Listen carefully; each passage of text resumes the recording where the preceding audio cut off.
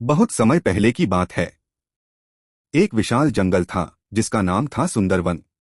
उस जंगल में तरह तरह के जानवर रहते थे। शेर, हिरण, बंदर, खरगोश, मोर और हजारों चींटियां।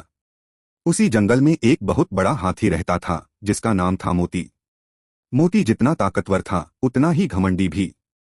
वह जहां से गुजरता छोटे जानवर डरकर रास्ता छोड़ देते। मोती को लगता था कि जंगल में उससे बड़ा और ताकतवर कोई नहीं। अगर कोई जानवर गलती से उसके सामने आ जाता तो वह जोर से चिल्लाता, हटो मेरे रास्ते से, पूरा जंगल मेरा है। छोटे जानवर उससे बहुत परेशान थे। खरगोश अपने बिलों में छिप जाते, बंदर पेड़ों पर चढ़ जाते और चींटियां अपनी कतार बदल लेती। लेकिन उन चींटियों में एक छोटी सी समझदार चींटी थी, रानी।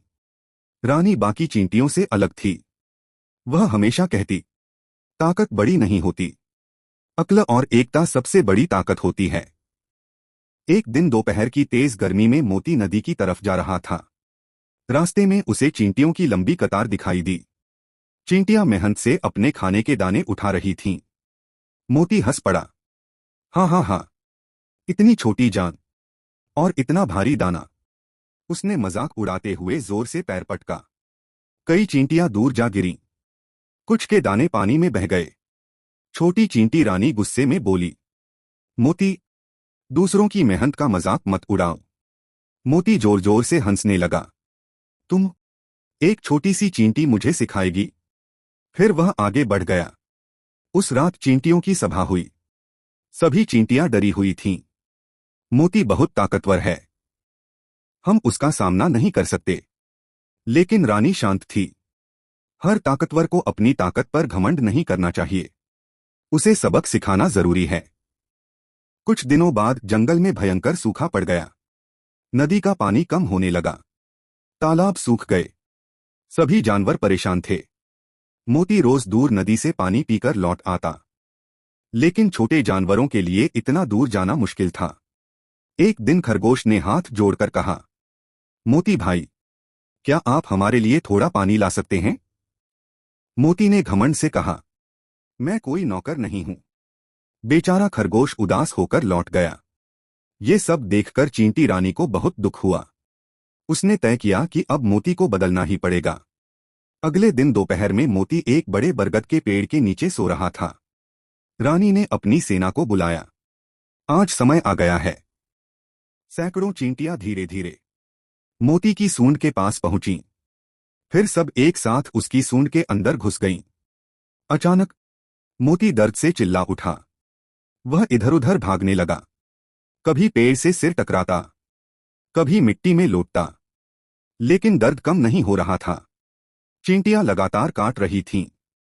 मोती रोने लगा, कौन है, मुझे बचाओ। तभी छोटी चींटी रानी बाहर आई। मोती, आज समझ आया कि छोटा कौन और बड़ा कौन। मोती दर्द से कांप रहा था। मुझे माफ कर दो, मैंने सबको बहुत परेशान किया। रानी बोली, ताकत का इस्तेमाल मदद के लिए होता है, डराने के लिए नहीं। मोती को अपनी गलती का एहसास हो गया। उस दिन के बाद वह पूरी तरह बदल गया। अब वह छोटे जानवरों की मदद करने लगा। वह अपनी सूंड में पानी भरकर छोटे जानवरों तक पहुंचाता, गिरे हुए पेड़ हटाता और किसी को परेशान नहीं करता। धीरे धीरे पूरा जंगल फिर खुशहाल हो गया। लेकिन कहानी अभी खत्म नहीं हुई थी। एक रात जंगल में भयंकर आग लग गई। सूखी घास की वजह से आग तेजी से फैलने लगी।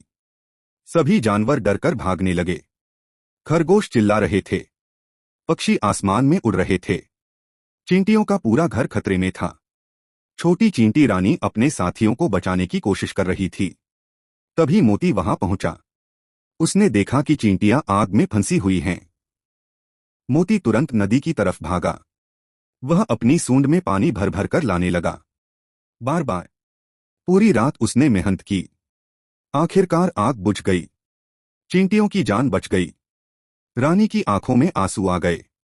मोती, आज तुमने साबित कर दिया कि असली ताकत क्या होती है। मोती मुस्कुराया, ये सब मैंने तुमसे सीखा है, रानी। उस दिन जंगल के सभी जानवरों ने मिलकर एक बड़ा उत्सव मनाया। शेर ने कहा, आज से मोती सिर्फ ताकतवर नहीं, बल्कि दयालु भी कहलाएगा। सभी जानवर खुशी से झूम उठे और छोटी चींटी रानी मुस्कुराते हुए बोली, जब ताकत और समझदारी साथ आ जाए तब दुनिया की हर मुश्किल आसान हो जाती है। सीख है, कभी किसी को छोटा या कमजोर मत समझो। असली महानता दूसरों की मदद करने में होती है। घमंड इंसान को छोटा बना देता है, लेकिन दया और समझदारी उसे सबसे बड़ा बना देती है।